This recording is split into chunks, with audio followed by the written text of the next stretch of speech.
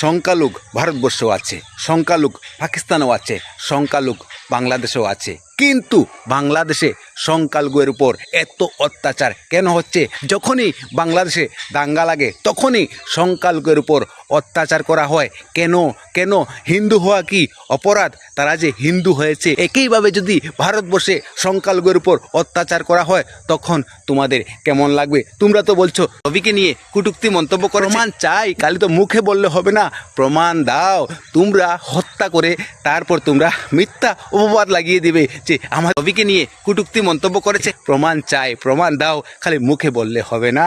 তোমরা মানুষ নয়, তোমরা কাফির, তোমরা জানোয়ার, তোমরা মির্জাফর, তোমরা হচ্ছে হিংস্র প্রাণী, তোমরা হচ্ছে নরপিচাস। তোমাদের এই ঘটনা থেকে না তোমাদেরকে ধিক্কার জানাই। তোমরা যে বলো শান্তির ধর্ম, এটা শান্তির ধর্ম নয়, তোমরা একটা হচ্ছে অশান্তির ধর্ম। অশান্তির ধর্ম বলেই যখনই দাঙ্গা লাগে তোমরা হিন্দুদের উপর অত্যাচার করো। ধিক্কার জানাই তোমাদেরকে। এই ভিডিও এত বেশি বেশি করে শেয়ার করো যাতে সবাই জানতে পারে।